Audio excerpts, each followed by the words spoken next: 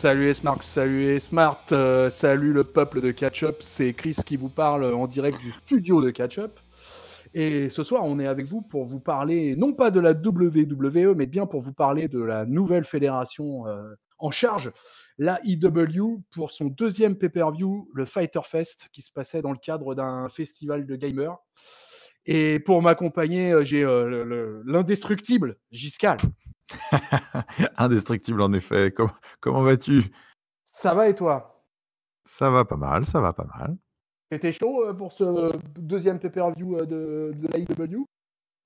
Écoute, en tant que fan de la WWE, devant l'éternel grand amateur de catch mainstream, mais absolument pas de catch indie, j'y allais d'un pas volontaire. J'avais vu Double or Nothing, j'avais apprécié Double or Nothing, je trouvais ça très prometteur. Donc du coup, j'abordais ce deuxième pay-per-view avec un œil, en tout cas ouvert à cette nouvelle fédération et assez impatient de voir ce qu'ils étaient capables d'enchaîner derrière. Donc voilà, on va s'y attarder. Si tu devais me donner une petite note sur le Double or Nothing, tu me dirais quoi? Ah écoute, je pense que j'aurais mis un bon 4 parce que j'ai trouvé que c'était c'était une belle production. Enfin, c'était une belle nuit de catch bien ficelée, bien produite, avec du spectacle. J'ai globalement beaucoup aimé ce pay-per-view. Ouais, vraiment, j'avais bien aimé ce qu'ils avaient fait. Yes. Bah, j'avais fait le review de Double or Nothing avec Side, il me semble.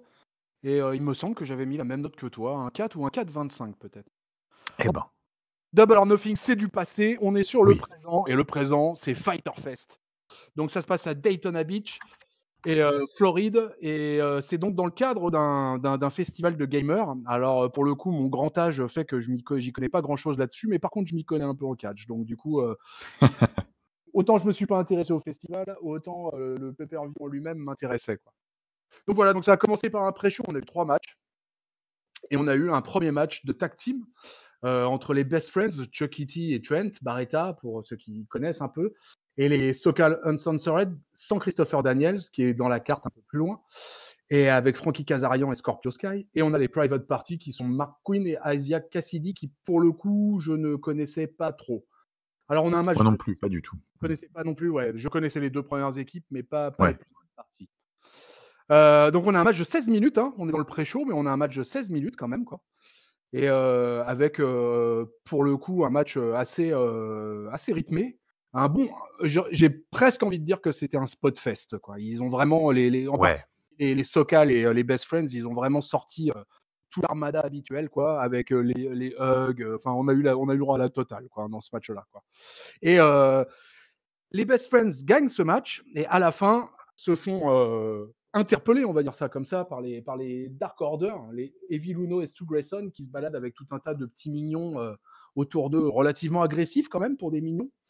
Et voilà, le segment du match se termine comme ça, qui promet une future feud entre les Best Friends et les Dark Order. Même si les Dark Order, apparemment, ont quand même l'intention d'attaquer à peu près tout le monde dans la Tag Team Division à la IW.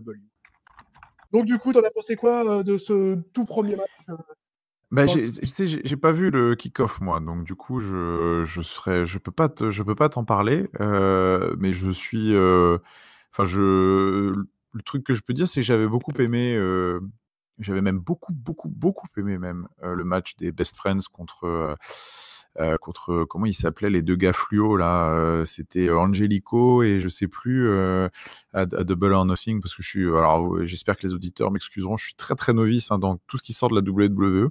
Mais j'avais énormément aimé le match qu'ils avaient eu à Double or Nothing. Pareil pour SoCal Uncensored je crois que c'était contre l'équipe des Japonais là, des Strong Hearts là. Donc du coup, j'imagine que ça devait être très sympa, mais je ne l'ai pas vu. Donc Bah, voilà, je le peux pas dire. capture que tu cherchais avec Angelico, c'était Jack Evans. Ah, Jack Evans, ouais, Jack Evans, c'est ça. Donc après, on enchaîne ce pré-show, et donc, dans ce pré-show, parce qu'on a quand même pas mal de matchs sur la carte à vous reviewer, donc on a eu un deuxième match pré-show qui était un match féminin entre Leva Bates et Ali. Alors là, je connaissais Ali, mais absolument pas Leva Bates. Ah oui. Juste pour l'info, Levi Bates, elle est rentrée sur une espèce de gimmick de bibliothécaire en faisant des chutes au public comme s'ils étaient dans une bibliothèque. Là, on n'était pas dans une salle de gaming, etc. Voilà, il y a eu un petit angle là-dessus qui était pas génial. Le combat a été assez rapide. Ali gagne le match avec un super kick. Voilà, très franchement, rien à en dire de particulier sur ce match. C'était vraiment court et sans grand intérêt. Voilà. J'enchaîne le 3e match du pré-show. Vas-y. Qui était un hardcore match. Alors là, par contre, c'était un peu spécial parce qu'on avait Michael Nakazawa qui est un japonais, Michael Nakazawa. Ah oui, c'est celui qui se fout de l'huile partout, là? Voilà, ouais, qui se met de l'huile de bébé partout. Mais par contre, qui parle un excellent anglais, ce qui est à signaler pour un lutteur japonais. Il parle un excellent anglais et il a fait une bonne promo d'ailleurs pendant le combat, etc. quoi. Et alors la petite surprise, c'est qu'il affrontait un non-catcheur, puisqu'il affrontait un G. Bailey, qui était en fait l'organisateur de la Firefest, le festival de vidéo. Voilà, c'était l'organisateur. Et en fait, si tu veux, ce match, c'était totalement un match de fan service, quoi. G. Bailey était là pour se faire vraiment démolir. Et on a eu quand même un hardcore match, quoi. Donc avec tout un tas de spots un peu spéciaux, quoi. Ils se sont battus avec une manette de GameCube, tu vois, des choses comme ça. Ah oui, d'accord. Oui. Bon, ça devait pas être pour moi, ça, mais ok. Du kendo stick, pas mal de kendo stick d'ailleurs. Et c'était c'était pas un truc extraordinaire. JBL avait dû quand même un peu bosser à l'entraînement parce qu'il a quand même réussi à porter une souplesse. Et voilà, on peut pas vraiment dire que c'était extraordinaire. Hein. C'était vraiment du fan service. Le public se marrait bien parce que connaissait pour le coup l'organisateur et donc du coup c'est surtout ça qui a fait le buzz, quoi. Donc le japonais gagne sans surprise le match et derrière on a droit à l'arrivée de Jim Ross dans la salle. Alors là, on va en parler après, mais parce que je veux absolument parler avec toi, mon bon Giscal, des commentateurs sur la IW parce que moi j'ai quelques soucis avec ça, quoi. D'accord, on va parler de ça alors. Je sais pas si tu avais eu ce problème-là à Double or Nothing, mais en tout cas. Si, à Double or Nothing, je m'étais arraché les cheveux devant les commentaires de Alex Marvin, mais qui a disparu fort heureusement. Oui. Donc ça m'a beaucoup plu. Je vois qu'on est raccord. Ça me rassure. Et donc juste avant la cloche du début du premier match, en fait, on a eu un tout petit caméo de Jon Moxley pour dire qu'il allait tout démolir et qu'il allait montrer ce soir qui était Jon Moxley et que bon, ça allait chier des bulles, quoi. Et pas des bulles carrées, hein, moi je vous le dis, quoi. Et donc le show principal enchaîne. Alors, premier match, l'opener, qui m'a surpris d'ailleurs parce que je ne m'attendais pas à ça. Puisque ah oui, moi non plus, non. Et donc, c'est Christopher Daniels face à Sima. Voilà. Et un match assez surprenant parce que vraiment, je ne m'attendais pas à ce que ça soit eux qui ouvrent le bal. Ah bah pas du tout non plus, ouais. C'était pour la petite info, c'était la toute première fois qu'ils s'affrontaient en 1 contre 1. Ils s'étaient déjà croisés en tag team, mais ils ne s'étaient jamais affrontés en 1 contre 1. Donc écoute, c'était un match pas très marquant, il n'y a pas eu de trucs extraordinaires, mais les deux gars sont solides, ont leur routine et savent faire tous les deux, quoi. Et il faut rappeler que Christopher Daniels, il a 49 ans, hein, il a une shape. Ah ouais, putain, il est en forme, hein. Et il est en forme, c'est fou, hein, ce mec. Hein. Je sais pas jusqu'à quel âge il va catcher, mais si tu fais la différence entre un Goldberg ou un Undertaker face à Christopher Daniels dans le ring, il n'y a rien à dire. Hein. Christopher Daniels, il est dans une forme. Ouais, c'est pas les mêmes gabarits, mais oui, c'est sûr. Ouais. Il est dans une forme éblouissante, quoi. Éblouissante pour son âge, quoi. Donc vraiment, moi, il m'épate à chaque sortie, ce gars, quoi. Donc voilà, donc Sima gagne le match. Oui. Et ça se passe dans une ambiance fair play entre les deux, puisqu'ils se félicitent mutuellement à la fin du match. Alors, ton avis sur cet opener, Giscal? J'ai trouvé ça un peu plan-plan, moi, perso. Bon, alors voilà, hein, pour nos auditeurs, hein, je reprécise encore, mais je pense que vous l'aurez compris, je suis vraiment pas du tout familier avec aucun des catcheurs dès qu'on sort de la WWE. Donc c'est vrai que je regarde ça avec un œil complètement novice. Et du coup, en fait, moi, l'impression que ça m'a donné, c'est que c'est vrai que c'était pas vraiment un opener auquel j'étais habitué. J'ai trouvé ça un peu mou. C'est vrai que c'est deux catcheurs qui... Bon, alors écoute, Sima, il est plutôt costaud. On peut pas dire que ce soit un catcheur lent, hein. Mais voilà, tu sens que c'était quand même deux vétérans, pas mal de catch au sol, d'enchaînement, Moi, ça manquait peut-être un peu de folie pour les openers de pay-per-view dont j'ai l'habitude. C'est vrai que, par exemple, je me souviens qu'à Double or Nothing, ils avaient envoyé SCU contre Strongheart. D'ailleurs, du coup, c'est pas un hasard, parce que là, on avait deux membres des deux factions, mais ça avait envoyé un pâté pas possible. Ils avaient envoyé un gros 3v3 pour ouvrir le show. J'avais trouvé ça beaucoup plus efficace que d'ouvrir cette émission, du coup, sur Christopher Daniels contre Sima. Voilà, donc au demeurant, un match assez propre, bon résultat, parce que c'est vrai que Sima, je crois qu'il est déjà booké pour affronter Omega au prochain show. Donc il n'y avait pas trop de suspense sur le résultat. Mais voilà, écoute, moi j'ai trouvé la prestation de Christopher Daniels impressionnante pour son âge, certes, mais c'est peut-être pas forcément ce que j'aurais vu en opener d'un show, parce que c'est vrai que moi, du coup, je commençais à ce moment-là. J'avais pas eu le kick-off avant. Donc. Ouais, mais je suis assez d'accord avec toi, parce que moi-même, j'ai été surpris de l'opener. Pas ce match-là, placé à cet endroit-là dans la carte. Donc, ça a été une petite surprise en soi, quoi. Donc, du coup, derrière, on enchaîne avec un deuxième combat, un combat féminin qui oppose Ryo, Nyla Rose et Yuka Sakazaki. Oh, je m'en sors trop bien en japonais, moi. Ah oui, magnifique. Voilà, donc écoute, en fait, ce match était donc un triple threat. Et on se retrouve avec deux japonaises qui finalement font une forme d'union et se battent contre l'américaine qui est très imposante, on va dire ça comme ça. Oui, très imposante. Très imposante, quoi. Et moi, j'ai trouvé qu'il y avait pas mal de rythme, que c'était. Alors, c'est un peu dommage, j'ai pas le temps là, de ce match-là. 13 minutes 15, manifestement, sur ce que j'ai. Ah, superbe, Giscal, tu as les temps. Je les ai pas tous. Et 13 minutes 15, ouais, pas mal, quoi, donc du coup. Hein. Et ça a été, c'était le premier match de la soirée, pré-show compris, où les premiers chances d'ici Awesome sont arrivés. Oui. Ce qui m'a presque surpris, parce que je trouvais que c'était un match relativement solide, mais j'en étais pas à me dire waouh, tu vois. Mais bon, l'alliance japonaise a quand même bien marché face à la powerhouse américaine. C'est Rio finalement qui gagne le match. Voilà, c'était pas. Il y avait pas une. Bizarrement, en fait, pendant tout le combat, il y a eu une entente entre les deux japonaises, mais par contre, à la toute fin, justement, quand Sakazaki elle vient en aide, qu'elle sort trop du ring, qu'elle gagne le match, etc. Après, Rio derrière, elle refuse de célébrer avec Sakazaki. Bon, ok. Ouais. Alors là, je t'avoue que je connaissais pas assez le background des deux catcheuses pour savoir exactement s'il y avait un historique entre elles. Donc écoute, tant pis, ça s'est fini comme ça. Donc, toi, t'en as pensé quoi de ce premier match féminin là? Eh ben écoute, étrangement, j'ai adoré ce match. J'ai trouvé que s'il était vraiment extra. C'était pas loin. Non, d'ailleurs, c'était mon match préféré de la soirée, en spoilant le reste de la review. Et ça vient de quelqu'un qui n'est quand même pas très très client du catch féminin. Mais j'ai trouvé qu'ils avaient fait un super boulot en fait de construction dans ce match. J'ai beaucoup aimé la prestation des deux japonaises qui ont alterné les moves, en fait, les alliances contre la Monster Hill, et en même temps les batailles un petit peu à l'honneur, voilà, tradition japonaise et tout, l'une contre l'autre. J'ai trouvé que voilà, on n'est pas tombé dans les poncifs habituels du triple threat avec un adversaire plus costaud.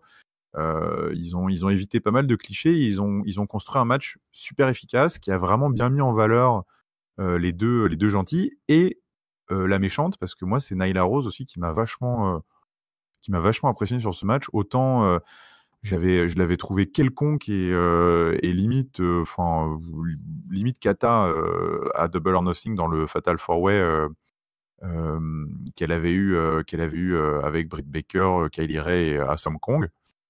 Là, elle m'a vachement impressionné et en fait, voilà, je trouvais que c'était vachement bien fichu.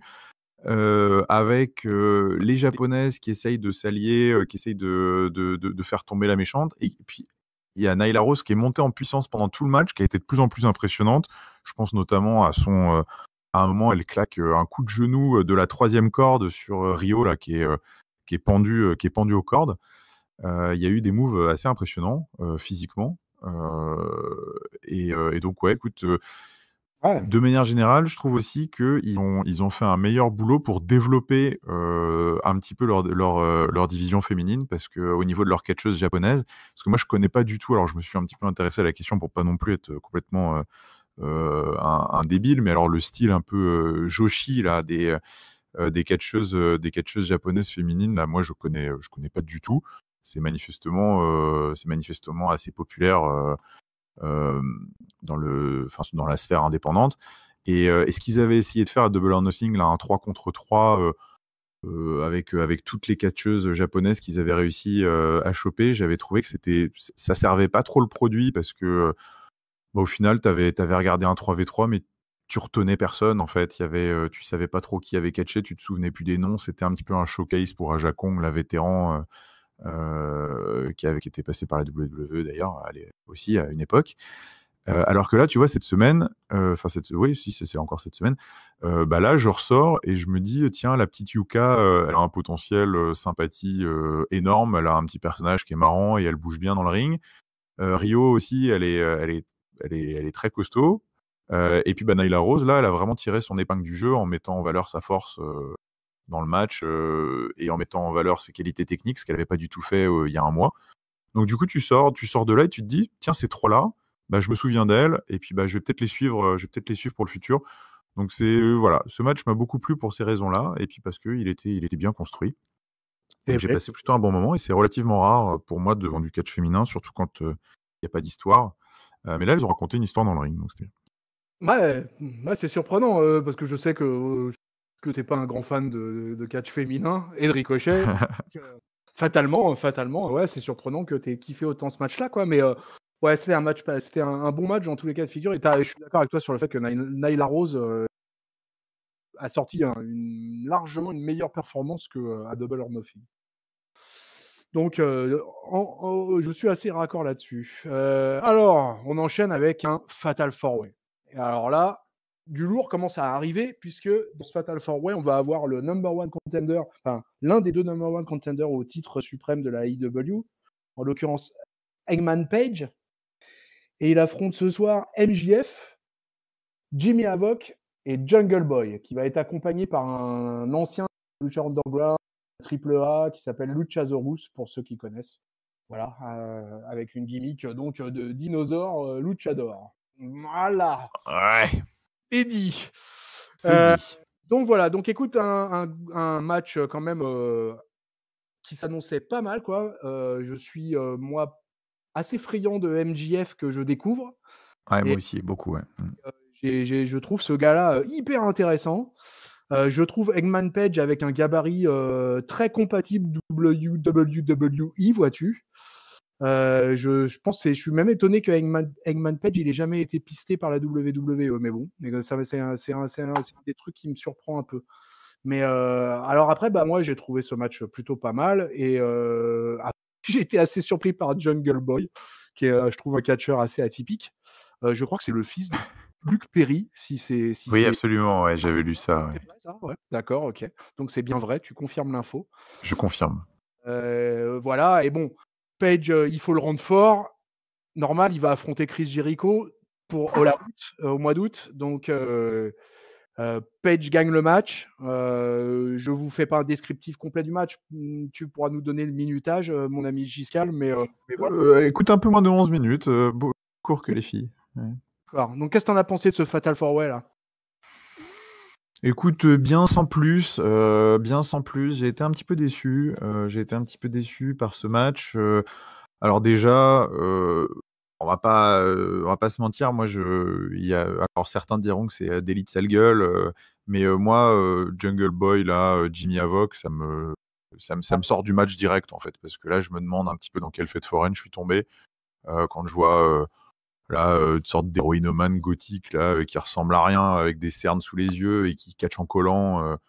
Il a l'air d'un plouc et Jungle Boy qui arrive sur le dos d'un mec qui se prend pour un dinosaure alors que lui-même, on dirait une sorte de Tarzan passé au sèche-linge. Là, c'est déjà de base, tu m'as pas moi quand tu me proposes un truc comme ça, je suis pas dedans. Alors certes, c'est contrebalancé par deux mecs qui, je pense, pour le coup, sont deux futurs stars parce qu'ils sont très très ils sont très bons. Enfin voilà, ils ont tout et ils ont la gueule, ils ont le bagou, ils ont le move, enfin ils ont le catch. Donc Hangman Page et MJF, je suis pas du tout inquiet pour eux. Mais voilà, en fait, il y avait un déséquilibre dans ce match qui faisait que j'ai jamais vraiment trop réussi à rentrer dedans. Alors écoute, délit de sale gueule ou pas, je sais pas. J'imagine qu'il y en a qui ont kiffé l'action. qui ont kiffé le catch. Mais j'ai pas réussi à rentrer dedans. Et puis il y a eu la promo juste avant qui a pas trop aidé, parce que alors c'est dommage parce qu'il est très, très bon MJF, au micro. Il sait se faire détester. Il est vraiment, et c'est pas simple, je pense, avec le public qu'ils ont. Public extrêmement smart, qui voit clair dans tout, d'arriver à tirer des vrais huées. Mais c'est là où justement il est très fort, hein. Il est vraiment détestable. Mais je trouve que, d'être obligé de descendre à, faire des doigts d'honneur, faire des blagues sur la mère cavale, parce qu'il se fait dire you suck par le public. C'est de la vulgarité un peu gratos dont je me serais passé. Perso, je trouve que c'est un peu un aveu de faiblesse quand t'es un bon heel, d'être obligé de faire des trucs comme ça pour te faire huer. Je trouve que c'est pas très. Je Voilà, suis ça fait un peu gros beauf, un peu porc, là, je trouve qu'il vaut mieux que ça. MJF, il est vraiment très bon, il est pas obligé de faire ça, donc j'ai trouvé que la promo était un peu naze. Donc en fait, bah voilà, ça plus le match avec les deux clowns, j'ai pas vraiment accroché, quoi. ouais. Je pense que Mais, moi, en fait, si tu veux, c'est plutôt le in-ring qui m'a plu. Je suis assez d'accord. Jimmy Havoc en particulier me sort par les trous de nez. Et ah ouais, putain, mais il a rien fait du match en plus. je suis content. Autant Jungle Boy, écoute, Jungle Boy, il a le mérite. C'est vrai qu'il est assez surprenant athlétiquement. On peut pas se mentir. C'est rigolo, quoi. Enfin, il est relativement divertissant à regarder dans le ring. Moi, c'est juste le look, j'accroche pas. Par contre, Avoc, écoute, moi, je le connais pas. Tu pourras peut-être m'en dire plus, mais pour moi, il a rien du tout, hein. Ouais, non, bah, je suis totalement d'accord avec toi. Bon, bah, écoute, ok. Et je suis content que tu aies abordé l'histoire de la promo de MJF parce que si tu veux, je savais pas si tu allais en parler, mais parce que moi, pareil, ça m'a salement déplu. Ah Euh, ouais. et si tu veux, le problème, c'est qu'en plus, c'était con parce que MJF, moi, je le découvre plus ou moins aussi, et je l'avais trouvé super bon à Double or Nothing, et Ah ouais, excellent, excellent. je l'ai trouvé bon dans le match, là, dans le Fatal 4-Way, je l'ai trouvé bon aussi, si tu veux. Ouais, il Mais a un bon catch. Ouais. je me suis dit: «Merde, mais qu'est-ce qu'il vient raconter là tu vois, au début du combat là?» «Qu'est-ce que c'est que cette promo toute pourrie là?» Alors qu'il nous avait fait des trucs géniaux à Double or Nothing, et j'avais suivi un peu si tu veux, je suis un peu le truc, Road to AEW là où tu as des petits Ouais, moi aussi. Ouais. machins, je sais pas si tu suis ça? Donc à quelques occasions, on le voit MJF là-dedans, quoi, et c'est un type qui me paraît, enfin, hyper intéressant. C'est un catcheur qui me paraît Ah, super. il a un vrai charisme et il a un vrai gros potentiel de top heel, je pense, pour cette fédé, qui est pas négligeable. Et je trouve que c'est dommage. Alors, est-ce que c'est une volonté? On en parlera peut-être plus tard en synthèse parce que ça recoupe pas mal de griefs que j'ai sur cette émission. J'ose espérer. Mais est-ce que c'est une volonté aussi de la EW peut-être de proposer un produit Mmh. edgy, Attitude Era, et compagnie? Moi, perso, c'est vraiment pas ma came de voir un mec débarquer et sortir des insanités, des doigts d'honneur, des trucs comme ça. C'est pas. Alors, il y en a c'est peut-être qui vont écouter cette review et qui vont dire oui, bah ça va, c'est bon, on est des adultes, machin, on a bien le droit, c'est pas PG, on a bien le droit de faire des trucs comme ça. Moi, c'est pas ma conception du catch. Je considère qu'un heel, il a pas besoin d'être un énorme beau vulgaire pour se faire huer. Il peut être meilleur que ça. Et j'ai trouvé ça un peu naze, ouais. Ouais, je peux tout à fait comprendre ton avis là-dessus. Moi, voilà, finalement, je suis assez raccord là-dessus. Ouais, je suis vieille école aussi, tu vois. Alors, à la rigueur, qu'il y a un catcheur qui fait des doigts d'honneur, selon Ouais, ça peut arriver, ouais. ça peut arriver, tu vois. Et c'est un truc qui me choque pas plus que ça. Quand tu penses à Stone Cold Steve Austin, tu vois, Oui. ça fait marrer, quoi. Mais là, ce que j'ai vraiment pas aimé, si tu veux, c'est vraiment toute la phrase sur vos mères cavalent dans les sous-sols. Oh ouais, c'est bon. Ça, c'était vraiment, vraiment, vraiment. Ça, c'est gras quand même, hein, ouais. C'était très gras, ouais. Et ça n'avait aucun intérêt. Alors, si tu veux, le seul truc, c'est que ça s'adressait à un public de Ah gamers oui! qui lui Non, mais gueulait de toute dessus. façon, ouais, il Le, s'adapte à son le public, contexte, hein. voilà, le contexte a fait que je pense que j'ai du mal à imaginer un weekly ce genre de promo, tu vois. Bah Ça écoute, tant mieux, tant mieux. c'est vrai qu'à la télé, ce genre de truc, ça passe. Là, c'était un pay-per-view, c'était dans un cadre très particulier. Je pense que c'est pour ça que ça, il a eu droit à se lâcher là-dessus. Mais ça se trouve rien ne nous dit qu'il s'est pas fait peut-être engueuler en rentrant au locker. Ouais, ouais, ouais, ouais, c'est vrai, c'est vrai, c'est vrai. Écoute, en effet, on on verra. Est-ce que c'est une vraie volonté ou est-ce que c'est un truc isolé? Je sais pas. En tout cas, moi, voilà, le seul truc, j'espère que c'est pas une vraie volonté parce que vraiment, c'est pas ma came, donc j'ai Ok, eh ben, écoute, on verra la suite. Alors, on enchaîne avec l'un des eh proprios oui! IW. puisqu'on a notre ami Cody Rhodes, The American Nightmare, qui débarque avec sa femme, sa charmante femme, Brandi Rhodes, et qui affronte Darby Allin, que je ne connaissais pas du tout. Je préviens tout de suite, je ne connaissais pas Moi non plus. ce Ouais. garçon. Et la stipulation du match, c'était un time limit draw. Et, enfin, ça a fini en time limit draw, excusez-moi. Non, alors, ouais, il faut savoir qu'il précisait à chaque fois la time limit à chaque match. Hein. Il disait, je crois que d'ailleurs, tous les matchs, c'était 20 minutes, sauf le main event. Ouais, c'était ça, ouais. Mais en fait, on se retrouve avec un match alors polémique, enfin en tout cas me concernant. Je te laisse oui, moi aussi. poser ton truc parce que moi ça m'a posé beaucoup de problèmes ce match. Oui, moi aussi. Déjà, il y avait alors déjà j'ai eu un peu à comprendre le choix de l'adversaire de Cody Rhodes. Voilà, il sortait de Double or Nothing avec son frangin, tout ça. Il avait 2-3 trucs en cours à la AEW, justement dans les roads AEW qui ne concernaient pas ce fameux Darby Allin qu'on n'a quasiment pas vu. Cody, il est arrivé avec un t-shirt Thronebreaker, voilà, histoire encore d'en rajouter un petit peu une caisse sur Triple H, quoi. Moi, je pense qu'il n'a pas besoin de ça, mais ça, c'est un avis personnel. Oui. Après, l'histoire du sac mortuaire que je te pose, que je te mets un disaster kick qu'il a un peu foiré d'ailleurs. Voilà, tout ça, ça m'a pas mal de near fall. Dans le match en lui-même, j'ai trouvé le match pas mal, mais Darby Allin m'a pas fait une impression phénoménale. Et puis j'arrive sur la fin du match. Bon, ça se termine en match nul. Et là, on a Shawn Spears qui débarque, donc l'ancien Perfect Ten, Ty Dillinger de la WWE, et qui vient agresser Cody Rhodes et qui lui porte un shot, quoi, qui lui porte un coup de chaise sur la tête et qui repart tranquille comme si rien s'était passé. Et en fait, non, il ne s'est pas rien passé puisque Cody Rhodes saigne abondamment, qu'il est gravement ouvert, qu'il est, je pense, pas loin du chaos quand même. Et Ah bah oui, je pense, oui.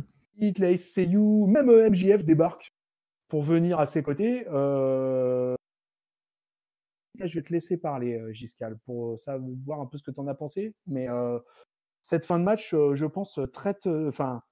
ouais, cette fin de match est prête à polémique parce que, très franchement, moi, en tout cas, de mon côté, c'est pas du tout passé. Non, bah, moi, c'est pas passé du tout non plus et pour être très honnête, j'ai failli, j'ai regardé finalement le main event, mais franchement, j'ai failli couper, le pay-per-view et je me suis dit: «Bon allez, vas-y, c'est bon, fuck, c'est pas pour moi». Je me suis trompé, genre, c'est pas mon produit. Écoute, j'ai trouvé, il y a eu pas mal de trucs scandaleux dans ce match, mais c'est vrai que ce segment final avec le coup de chaise, pas du tout protégé à la tête, enfin voilà, écoute, si c'est ça leur façon de se démarquer, à la AEW, à savoir faire des spots ultra dangereux et essayer de ramener des codes qui avaient disparu, pour une raison ou pour une autre, juste parce que la WWE ne fait plus ça, bah écoute, moi je regarderai pas parce que ça m'intéresse pas de voir des mecs qui potentiellement mettent leur vie en jeu, pour des conneries. Parce qu'il faut savoir que des coups de chaise à la tête, ça a été arrêté pour pour une raison, hein. C'est pas parce que c'est pas PG, c'est pas parce que, c'est nanana, c'est pour des raisons de santé évidentes, hein. Je pense que les catcheurs, enfin on en a marre de voir des gars, finir, paralysés ou en chaise roulante, ou alors avec des graves problèmes de santé, au cerveau, aux colonnes vertébrales à 50 balais, parce que justement ils se sont pris des coups de chaise dans la tronche toute leur carrière. Il y a une raison pour ça, et ça devrait d'ailleurs être interdit à l'échelle du business, dans sa globalité, pas juste à la WWE. Donc ce coup de chaise est juste, mais c'est d'une stupidité sans nom. Ça envoie un signal qui, je trouve, est débile, mais d'une débilité, mais c'est grave. Enfin, genre moi je trouve que c'est grave en fait de faire ça parce qu'ils veulent se positionner comme la grande alternative, le futur grand concurrent, donc la fédération, qui peut potentiellement titiller d'un point de vue grand public, la WWE. Et donc pour eux, dans leur deuxième show, depuis leur création, ils se disent: «Tiens, on va ramener le chair shot dans la tête», qui en plus, du coup, s'est très mal passé puisqu'il y a manifestement eu un botch, hein. Il a quand même eu 10 agrafes dans le crâne, Cody Rhodes, donc ça, c'est quand même pas, c'est pas neutre. Alors Bah, manifestement, il a pas eu de commotion, tant mieux pour lui, mais enfin, c'est juste scandaleux de mettre ça en scène, je trouve, et moi, vraiment, j'ai failli couper, le pay-per-view après ça. Je me suis dit: «Écoutez les gars, amusez-vous à faire ça si vous voulez, mais ce sera sans moi». Surtout que juste avant ça, il y a un truc qui est tout aussi con, mais alors ça, écoute, c'est son problème au gamin, hein, s'il a envie de potentiellement, pareil, être tétraplégique à 22 ans. Mais alors, le coffin drop sur le tablier du ring, je pense que j'ai jamais vu un spot aussi con depuis que je regarde du catch. Alors, j'en regarde pas beaucoup, vous me direz. Donc, il y en a pas mal qui peut-être auront vu des hardcore matchs et des trucs, du catch de garage avec ce mec-là qui fait des trucs bien pires. Mais moi, c'est pareil, en fait, j'ai pas envie d'allumer ma télé et d'avoir à chaque fois qu'il y a un mec qui monte sur un turnbuckle, le frisson de me dire le mec, ça se trouve, il va se tuer ou il va se paralyser. Parce que ce qu'il a fait, c'est n'importe quoi. Enfin, c'est absolument... c'est unsafe au possible. Il se jette de la 3e corde, le dos le premier, sans amortir sur le tablier du ring, vraiment sur la tranche du ring. C'est n'importe quoi. Donc, dans un match qui ne racontait rien, c'est un spot complètement gratuit pour la gloire, pour se faire un nom, parce que bah voilà, le mec, il a 22 ans et il affronte Cody Rhodes à la W en pay-per-view. Bah voilà, bah écoute, en fait, là, en 2 spots, t'as si la EW, c'est ça, à savoir des spots de suicidaires, de tête brûlée et des chair shots dans la gueule, parce que ça fait plaisir aux mecs dans le public qui gueulaient This is awesome, this is awesome. Bah écoute, ce sera sans moi. Donc vraiment, ce match m'a rendu un peu fou et je me suis dit, les mecs, vous êtes vraiment des gros cons, quoi. Ouais, bah écoute, je te comprends complètement parce que alors là, tu vois, moi alors, là où je te rejoins, mais à 1000% sur le principe que bah, tout simplement les histoires de share shot, ça devrait être interdit dans tout le business professionnel du catch, quoi. Voilà, voilà, le share shot devrait être un coup interdit dorénavant. Il n'y a plus d'histoire, il n'y a pas de quoi que ce soit. Tu vois, les cravates au rugby sont interdites, et bah, ça devrait être pareil avec les share shots au catch, quoi. Je trouve complètement hallucinant qu'en 2019, on assiste encore à des trucs comme ça. Et oui, surtout quand tu sais les conséquences que ça peut avoir, quoi. Puis moi, je suis comme toi, c'est-à-dire que moi, je regarde pas en plus, je regarde des jeunes mecs quand ils font du catch ou des jeunes femmes. Ouais, Si tu veux, moi, ça m'amuse pas de voir des mecs mettre leur vie en danger. Ils mettent déjà leur vie en danger par la simple pratique du catch, qui est une pratique dangereuse, il faut le rappeler, quoi. Mais si c'est pour faire oui, des spots complètement cons, là, ça rime à rien. Et en plus, Cody, ce que je comprends pas, Cody, il est en tort aussi là-dessus, puisque Cody, déjà, il bien a sûr. validé le share shot au booking, et en plus, il met pas les mains. Mais oui. Il met pas les mains. Il prend la chaise pleine tête. Non, mais donc c'est volontaire. Donc Voilà. si c'est volontaire, c'est une énorme connerie et Voilà. t'as une responsabilité enfin quand t'es parce en l'occurrence, il est booker, vice-président de mon cul et je sais pas quoi là de la OW, c'est censé être la révolution, machin. Si t'acceptes ça, t'as une responsabilité, je trouve, qui est énorme et que voilà, moi je trouve que ça dit beaucoup de choses, ça raconte beaucoup de choses, d'autoriser un spot comme ça. Le seul truc, c'est que visiblement, ça n'a pas du tout enthousiasmé Tony Khan, le propriétaire de la IW, hein. Ouais, bah écoute, tant mieux, mais enfin, Il a... en tout cas, voilà, c'est comme je ferais la même conclusion que pour les. C'est moins grave, évidemment, hein, mais le coup des insultes de MJF et tout ça. Encore une fois, on est sur un show, c'est leur 2e show. Écoute, moi, je veux juste dire attention, si c'est ça, ce sera sans moi. Enfin, clairement, c'est pas ce que j'ai envie de voir à la télé quand je regarde du catch. J'ai pas envie de voir des gamins sauter le dos le premier sur le tablier du ring pour potentiellement finir en chaise roulante à 22 ans. Et j'ai pas envie de voir des mecs s'envoyer des commotions cérébrales dans la tronche juste parce que c'est edgy et que la WWE ne le fait plus depuis des années. Il y a une raison, les gars, pour laquelle ils le font plus. Hein, c'est parce que c'est dangereux. Donc, Voilà. Voilà, je te rejoins de toute façon là-dessus. Je peux comprendre que ça puisse faire repousser pas mal de fans d'assister à ce genre de segment que j'ai trouvé totalement catastrophique. Et effectivement, tu as bien souligné aussi le coffin drop là, qui était ah ouais. n'importe quoi, qui était un des spots les plus débiles que j'ai vu sur les, je sais pas, Ah les non, 10 mais dernières années. clairement, clairement. Moi, C'était vraiment. j'ai vu ça, là, je l'ai vu sauter, j'ai détourné le regard de la télé. Vraiment, j'ai cru que le mec s'était défoncé parce que, enfin, faut quand même voir le spot. Et en effet, tu l'as bien dit tout à l'heure, parce que bon, là, on est un peu long sur ce match, mais en même temps, je trouve que c'est assez important. Mais tu l'as bien dit tout à l'heure, les catcheurs mettent déjà, c'est pas de la danse artistique, c'est pas du ballet, hein, ils mettent déjà en jeu et leur santé en jeu pour nous divertir, mais ils le font dans un cadre avec des règles, des conventions, les risques sont maîtrisés. À la WWE, quand les mecs ils sautent des cages ou ils sautent des échelles, du titantron, des machins, les trucs, il y a plein de mousse, les accessoires sont gimmickés au possible, tout est fait pour limiter le risque le plus possible, parce que c'est déjà quelque chose, un sport qui est super dangereux. Donc de faire des trucs comme ça, mais moi, le Darby Allin, j'ai envie de dire, mais écoute, retourne dans ton garage, retourne dans tes gymnases avec les 10 mecs que ça fait triper de voir des trucs comme ça, mais ne viens pas à la télé, faire des conneries pareilles, parce que pour moi, c'est pas ça le catch. Ça, c'est juste, bon, écoute, c'est un taré, c'est juste un taré, voilà, et genre, c'est pas ça. Voilà, va à la CZW. Oui, voilà, va te marrer là-bas. Ouais, voilà, ça sera très bien comme ça. Voilà, bon allez, on va passer à quelque chose un peu plus enthousiasmant. Oui. On a la reformation de The Elite qui va affronter dans un tag team match, dans des matchs dans un match trios en fait, comme on dit au Mexique. Trio aussi. Puisque les adversaires, c'est 3 Mexicains, et puis pas n'importe quel Mexicain, mes amis, c'est les Lucha Brothers, Oh non. Junior et Phoenix, et Laredo Kid. Et on a une petite surprise que moi j'ai trouvé personnellement très sympa, quoi, qui m'a rappelé le temps de ma jeunesse très très très très lointaine, mais on a donc les Young Bucks qui sont arrivés en Street Fighter, et pas Et ouais.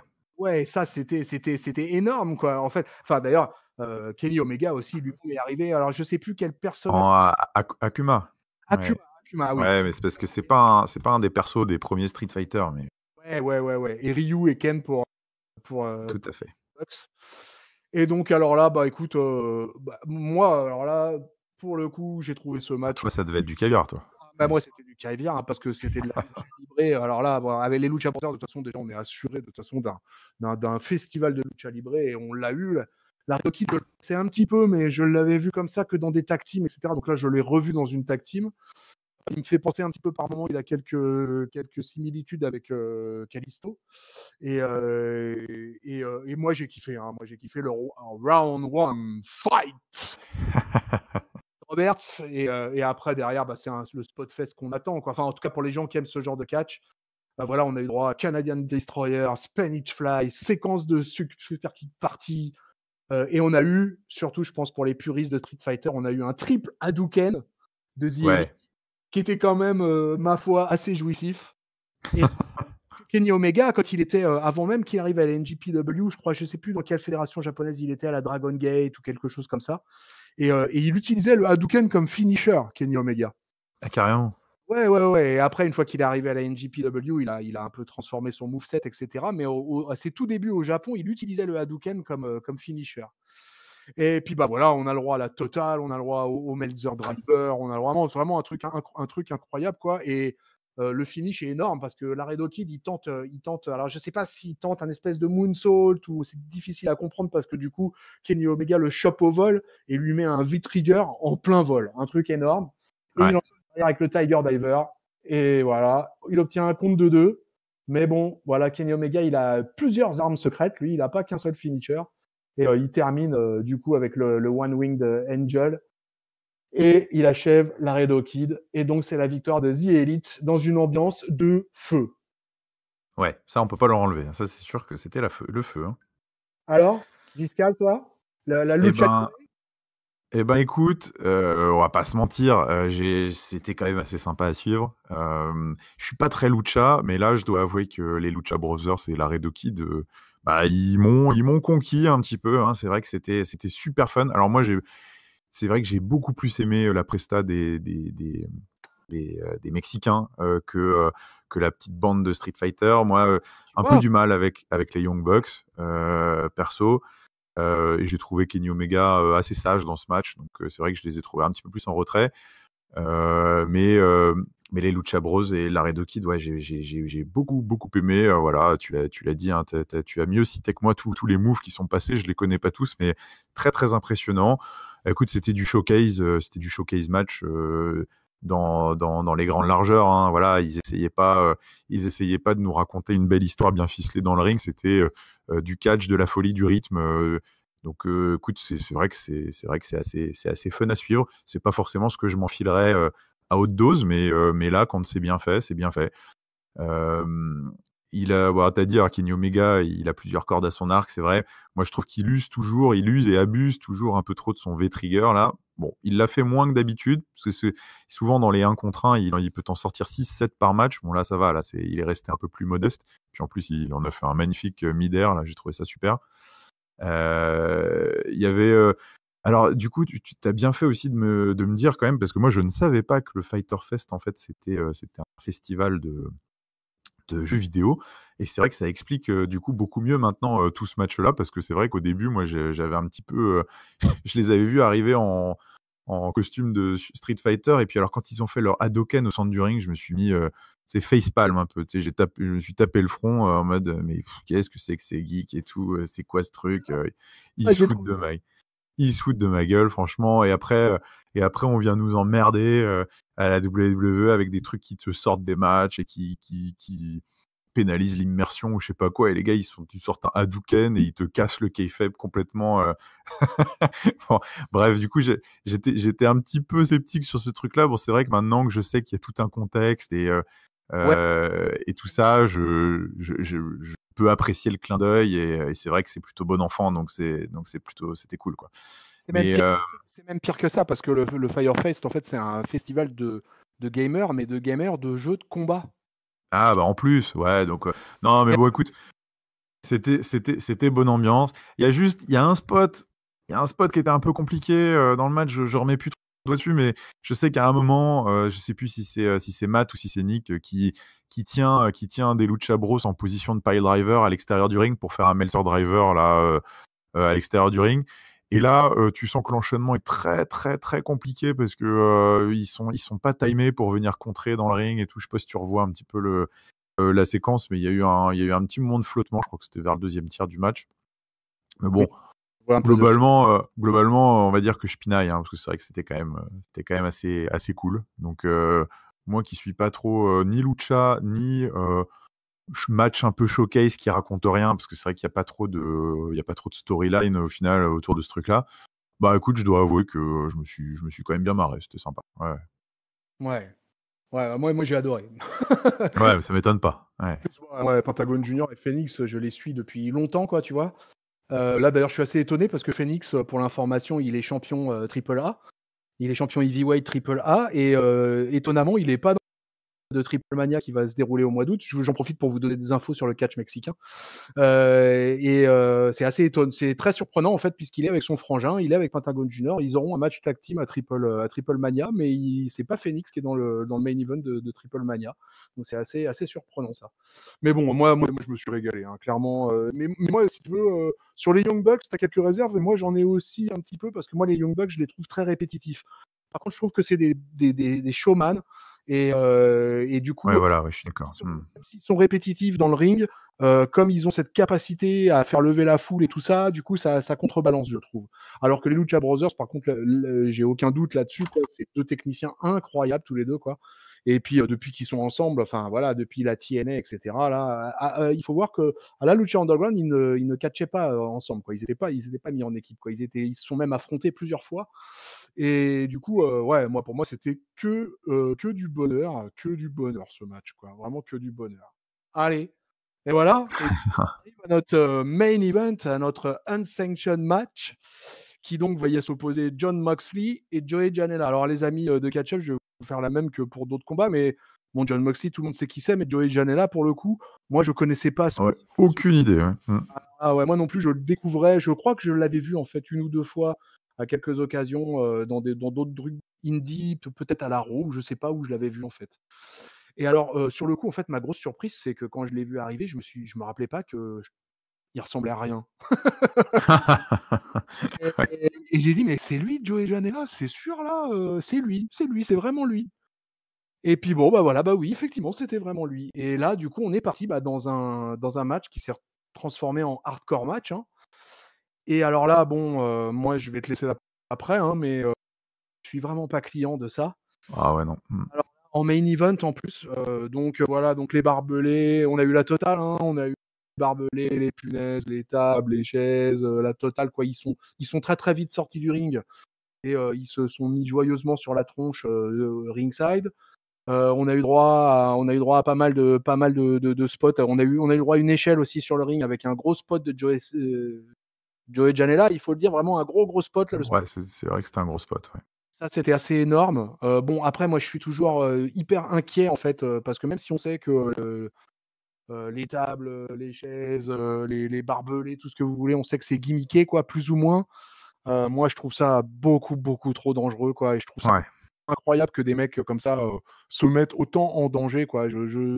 On va peut-être vous paraître un peu petits joueurs, les auditeurs, mais que ça soit l'histoire de Cody ou l'histoire du main event, moi, dans les deux cas de figure, je suis pas client de ça. Voilà, si moi je conseille aux gens qui nous écoutent, si vous n'êtes pas d'accord avec nous, oui, vous en avez le droit et gueuler dans les commentaires.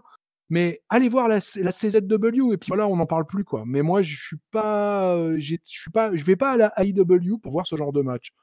Et même si c'est quelque chose que John Moxley porte en lui, parce que c'est ce qu'il faisait avant la WWE, bah moi je suis pas rentré dans le combat, quoi, et j'étais même relativement pressé que ça se termine, quoi. Donc ça se termine.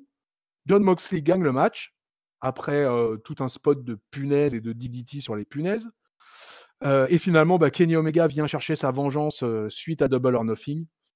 Et il arrive en cavalant à toute barzingue sur le ring. Il attrape notre ami Moxley, il lui met un hit trigger, il lui met un pile driver sur une table et il lui met un double foot stomp. Donc comme ça, il lui met une bonne totale. Rectifié.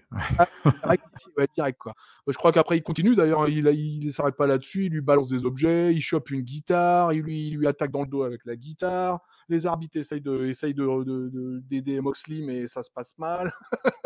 Kenny Omega continue l'opération de destruction, mais bon, finalement, ça se termine, il se prend une poubelle, je crois, pour terminer, un peu en beauté. Ouais. Omega qui revient attaquer avec une poubelle, et il porte un DDT sur la poubelle. Voilà. Et ça se termine avec le pay-per-view se termine avec l'image de Moxley effondré au sol, mais avec un grand sourire de chacal. Voilà. Ouais. On a Ouais, pensé parce qu'il a kiffé. Ouais, je sais pas. à- Bon, écoute, non, bah, t'as tout dit. Hein. Je l'ai parcouru péniblement ce match. Ah, c'était Euh, combien de je temps? l'ai parcouru péniblement 20 minutes de torture pour le non-client absolu que je suis des matchs hardcore. En fait, je pense qu'ils m'ont aidé à prendre conscience à quel point j'aimais pas ça quand je les ai regardés. Mais en effet, voilà, tu t'as dit, en fait, pour moi, c'est pas ma conception du catch, de voir de mecs qui prennent tellement de risques pour quelque chose qui, en plus, visuellement, n'est pas très, c'est même pas plaisant, en fait. C'est même pas très esthétique ou divertissant, je trouve, de voir finalement des mecs bouffer des barbelés et marcher sur des punaises. Ça me fait plus, ouais, ça me fait plus donner envie finalement de changer de chaîne qu'autre chose. Donc, c'est pas très positif comme sentiment. Mais déjà que j'avais failli, quand je disais j'avais failli couper le pay-per-view après le coup de chaise sur Cody, enfin même tout le match, hein, Cody Darby Allin. C'est vrai que là, quand j'ai vu le main event après derrière, je me suis dit, bah putain, j'ai été bien courageux quand même de regarder tout ça. Donc non, j'ai pas du tout aimé ce match, mais pas parce que c'est pas pour moi. C'est pas pour moi, voilà. Après, au-delà de ça, même si c'est pas pour moi, franchement, je me questionne sur la qualité de ce genre de ce genre de match. J'attends peut-être en commentaire, n'hésitez pas, en effet, comme l'a dit Chris, il a raison. Venez, si vous êtes client des matchs hardcore, venez nous expliquer peut-être ce que vous kiffez là-dedans. Moi, j'ai du mal à voir ça. Donc du coup, ça m'a un petit peu sorti du truc. En plus, c'est très compliqué, je trouve, de proposer ça en main event d'un show de catch qui, encore une fois, voilà, se veut quand même fédération assez qui se veut potentielle alternative à la WWE. Donc c'est un show qui est censé qui est censé essayer de fédérer potentiellement un nouveau public, parce que leur public de fans hardcore de Smart, ils l'ont déjà. Donc finalement, je me questionne aussi un petit peu sur la stratégie de la EW, finalement, de positionner ce type de match en main event. Est-ce que c'est vraiment leur meilleur argument commercial? J'en suis pas convaincu. Et puis bah écoute, voilà, ça s'est fini sur une note un peu compliquée, parce que là vraiment, quand il lui a remis la tronche dans les punaises, j'en avais vraiment marre là. Et heureusement, on va dire, heureusement qu'il y a eu ce petit truc après. Alors j'ai beaucoup aimé l'attaque de Kenny Omega, là, la vengeance de Kenny Omega. Je trouvais qu'elle était, agressive, elle était vicieuse, elle était bien focus et tout. Je trouvais que c'était, voilà, en tout cas, c'était une belle touche pour finir ce pay-per-view qui était assez pénible pour moi. Et puis un petit peu de build-up, un petit peu de storyline, hein, parce que c'est vrai que c'est compliqué encore la EW à suivre quand on a l'habitude de la WWE bien polissée, on va dire, dans son fonctionnement avec des storylines, des weekly. Voilà, les histoires sont tracées.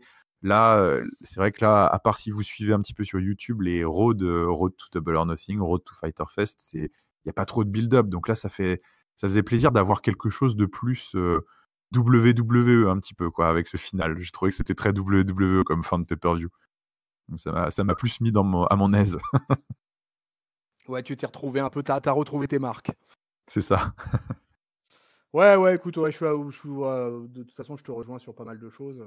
Moi, voilà, vous n'avez pas de chance, les amis, mais là, vous n'avez pas trouvé 2 fans pour des matchs hardcore Non. de ce niveau-là. Moi, voilà, moi non plus, c'est pas du tout ma cam. Et du coup, bah, ça m'a fait terminer le pay-per-view un peu sur presque une mauvaise note. Mais effectivement, il y a cette arrivée d'Omega, et puis que, ouais, du coup, ça tease un peu ce qui va se passer sur la suite de cet été. Donc ça, c'était plutôt pas mal. Oh, voilà, on l'a fait ce main event. Bah ouais. Sang est dans les punaises, mais on l'a fait. Alors, mon bon Giscal, dis-moi tout. Ton top, ton flop et ta note. Bon, ça va pas être Jojo, hein.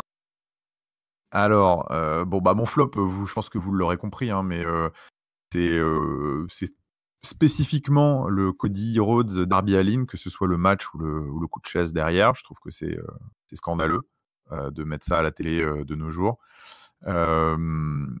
Et plus globalement, c'est un flop un peu quand même pour l'AEW et pour le message que renvoie ce deuxième pay-per-view, qui est quand même un pay-per-view dans lequel ils ont promu de la violence complètement unsafe, pas protégée, de la vulgarité, et puis, bah, enfin voilà quoi, ça. Et c'est vraiment un pay-per-view. Alors voilà, il y en a beaucoup qui j'ai déjà débattu un petit peu sur ce pay-per-view avec des gens depuis qu'il est passé, et certains ne sont pas d'accord avec ça. Ils disent on peut pas juger une fédération sur 2 émissions. La WWE a déjà fait des conneries par le passé. C'est vrai que l'exemple de SummerSlam 2017, je crois, avec Randy Orton et Brock Lesnar, et les coups de coude legit qui avaient causé une commotion à Randy Orton reviennent souvent. Écoutez, c'est pas parce que, enfin ça me fait penser à ceux qui défendent leur cigarette, à dire ouais mais bon il y a pire. Enfin c'est pas parce qu'il y a pire à côté ou il y a des mauvais exemples à côté que ce que vous faites c'est bien. C'était de la merde aussi à l'époque ce qu'ils avaient fait, et là c'est de la merde ce qu'ils ont fait ce dimanche. Donc ça change pas trop. Et donc oui, on peut pas juger une fédé après 2 shows. Non, on peut pas, certes, mais bon, en tout cas, pour l'instant, il y a eu que 2 shows. Donc on est un petit peu obligé aussi de se fier aux messages et aux signaux qu'envoie la EW sur son potentiel futur produit et sur son potentiel positionnement vis-à-vis de la WWE. Et ben moi, par ce Cody Rhodes, Darby Allin, par cette promo, et puis par ce main event, bah pour moi, la EW a envoyé un signal assez fort qui me repousse, moi, de ce qu'ils peuvent faire dans le futur. Donc voilà, un flop spécifique, mais qui est quand même un peu plus global sur le message qu'il donne. Et puis bah, mon top, écoute, je le répète, je vais le donner aux filles, Nyla Rose. Je trouvais qu'elles avaient fait un super boulot, et qu'elles ont vraiment bien tiré leur épingle du jeu, beaucoup plus que les 2 matchs de catch féminin qu'il y a eu il y a un mois. Je trouvais que c'était très intéressant ce qu'elles ont fait, et elles m'ont donné envie d'en voir plus. Et c'est vraiment pas gagné me connaissant, donc un top pour elles. Et ma note, écoute, bah c'est j'étais noté 1,5 pour ce show. Ça va peut-être paraître sévère pour beaucoup parce qu'il y en a certains, voilà, ils kiffent les Spotfest et ils kiffent la violence et tout ça. Moi, globalement, j'ai trouvé que l'émission, au-delà de client pas client, j'ai trouvé que l'émission était quand même assez faible par rapport à Double or Nothing. C'était moins bien produit, j'ai trouvé. Les matchs, globalement, étaient de moins bonne qualité dans la top card, à part le 3v3 dont on a parlé, là, la lucha libre contre les Young Bucks, enfin The Elite. Je trouvais que l'up card, en tout cas, était beaucoup plus faible que à Double or Nothing. et que globalement, voilà, il y avait eu trop d'horribles choses pour que je prenne du plaisir. Donc j'ai vraiment pas du tout aimé ce pay-per-view. D'accord. 1,5. Ouais. C'est ça? Tu as dit 1,5. OK. Ouais, effectivement, ouais, effectivement. Eh ben, écoute, moi, mon flop, en fait, il aurait tendance à après tout ce que tu as dit sur la gestion de la AEW, là, sur ce 2e pay-per-view. Moi, je vais quand même le donner spécifiquement, au match, Cody, Darby Allin pour une raison, finalement assez simple, c'est que je ne comprends pas Cody Rhodes dans cette histoire. Pour moi, Cody Rhodes, il a des responsabilités importantes là, de booking, de vice-présidence, même si c'est plus ou moins kayfabe, mais dans tous les cas de figure, et je ne comprends pas une seule seconde qu'il ait pu accepter un booking pareil sur ce match. Vraiment, ça me dépasse. Pour moi, Cody Rhodes, c'est un professionnel, c'est un mec qui est né dans le milieu du catch, qui vit dans le milieu du catch, qui connaît tout sur le bout des ongles. Et c'est justement parce qu'il est censé tout connaître sur le bout des ongles que je lui pardonne pas trop ce qui s'est passé sur ce combat, quoi. J'ai trouvé ça vraiment, j'ai vraiment été choqué. Et c'est rare que, bah, comme toi, à un moment, mais c'est rare que ça m'arrive quand je suis du catch, mais il y a eu un moment où je me suis dit, je vais couper, quoi. Et Bah parce que ouais, ouais. suite est comme ça, mais en fait, si tu veux, comme j'avais l'attraction du match de The Elite Lucha Brothers, je me suis dit, ah non, quand même, je vais continuer quand même, quoi. Surtout que c'était le match qui suivait derrière. Mais écoute, dans d'autres circonstances, ça aurait été par exemple le main event ou ça aurait été l'avant-dernier match, etc. Sachant que c'était un hardcore match qui finissait le pay-per-view, ça aurait été possible que je coupe, ouais, que je coupe. Ouais. Bon, ça m'a Ouais, je suis assez d'accord. Si ça avait été le hardcore match dans la foulée, je pense que j'aurais stoppé. Ouais, je pense que j'aurais stoppé aussi et on serait peut-être pas là en train de reviewer ou que oui, effectivement, j'aurais pas été au bout. Parce que vraiment, donc vraiment, je lui donne mon flop et vraiment, je suis vraiment déçu par Cody Rhodes sur ce coup-là. Vraiment, vraiment déçu. Comme tu l'as dit, le jeune Darby Allin, écoute, s'il veut mourir à 22 ans, bah, libre, Ouais, voilà, qu'il le fasse, mais loin de nos écrans, quoi. Ouais. qu'il le fasse dans un garage, comme tu l'as très bien dit, ou dans un jardin, sur un trampoline, mais qu'il vienne pas sur un ring de catch professionnel pour nous faire ce genre de choses. Donc voilà, donc mon flop va à ce fameux match Cody Darby Allin. Et à Shawn Spears aussi par la même occasion, puisque c'est quand même lui au final qui a mis le coup de chaise, quoi. Mais Ouais. et sur la tête. Mais bon, lui on l'avait booké, on lui avait dit tu mets le coup de chaise sur la tête. Je suis désolé, hein. Donc je pense que là-dessus il y a pas de, il y a pas photo là-dessus, quoi. Et donc ça c'est mon flop et donc mon top, bah, sans surprise, hein, les amis, vous l'avez bien compris, il va aller au match tag team trios entre Lucha Brothers et The Elite avec la Red Kid accompagnant les Lucha Brothers. Moi j'ai trouvé ça totalement énorme. J'étais debout pendant ce match. Ah, c'est énorme. Continuez les amis, fight forever. C'était vraiment, moi, c'est ce genre de combat, ça me transporte, quoi. Là, j'ai vraiment, voilà, comment ils disent les Américains, athléticism, je crois que c'est Ouais, ça, ouais, c'est ça, ouais. qu'ils utilisent, quoi, qui est difficilement traduisible en français, je trouve. Ouais, ouais, à part faire un gros barbarisme en disant pas de l'athléticité, mais ça ne se dit pas. Donc Voilà. c'est vrai que je ne sais pas trop, je sais pas trop, ouais. Et là, dans ce match-là, c'était énorme avec il y avait avec les showman des Young Bucks, Kenny Omega, qui est quand même l'une des 3 grosses stars de la AEW, les Lucha Brothers, qui sont des gars installés partout dans le milieu indie depuis plusieurs années maintenant. Donc vraiment, ce match m'a emballé, quoi. Et puis avec toutes les références à Street Fighter, tout ça, quoi. C'était vraiment, j'ai trouvé ça vraiment, vraiment formidable, quoi. S'il y a un match que vous devez aller voir, les amis, dans ce pay-per-view, c'est bien ce match-là, à mon goût. Voilà. Et ma note, eh ben, écoute, ma note, il y a quand même 2-3 matchs que j'ai bien aimé. J'ai bien aimé le Fatal 4-Way, j'ai beaucoup aimé le Triple Threat, j'ai beaucoup aimé le tout premier match du pré-show. Donc je vais pas leur mettre la moyenne parce que je sais pas, il y a plein de choses qu'on a vues dans ce pay-per-view qui, je considère, de mon point de vue, ne sont pas acceptables. Donc ils n'auront pas la moyenne, mais heureusement, il y a eu 3-4 matchs qui ont bien donné, donc je vais mettre un 2,25. Ok. Voilà, je vais mettre un 2,25 sur ce deuxième pay-per-view de la AEW. Voilà, bah, au final, on aura mis des notes faibles, hein. Oui. Si on compare avec Double or Nothing il y a un mois ou un mois et demi, ça n'a rien à voir, hein. On est passé Ah oui, oui, clairement, ouais. J'avais beaucoup aimé Double or Nothing et là, ça m'a mis un petit coup derrière la tête, hein. Je vous avoue que là, le prochain, je sais pas ce que c'est le prochain pay-per-view de la AEW, mais bon, je regarderai quand même parce que voilà, il faut ça. Je peux pas m'arrêter à 2 émissions, mais là, ils ont pris un gros carton jaune, voire bien orange là. Je m'obstinerai pas. Finalement, voilà, c'est ça un peu la conclusion, c'est que je m'obstinerai pas dans cette fédé. Moi, personnellement, venant du monde de la WWE, du catch un peu mainstream, moi, je suis plutôt un fan casual. Et je me dis, voilà, je m'obstinerai pas là-dedans si s'ils continuent à proposer des trucs comme ça, quoi. C'est pas mon truc. Ouais. Ouais, mais moi je comprends tout à fait ça, hein, c'est ça si tu veux. Alors après moi là où je mets un bémol, c'est que je pense que ce produit n'aura rien à voir une fois qu'il va passer à la télévision.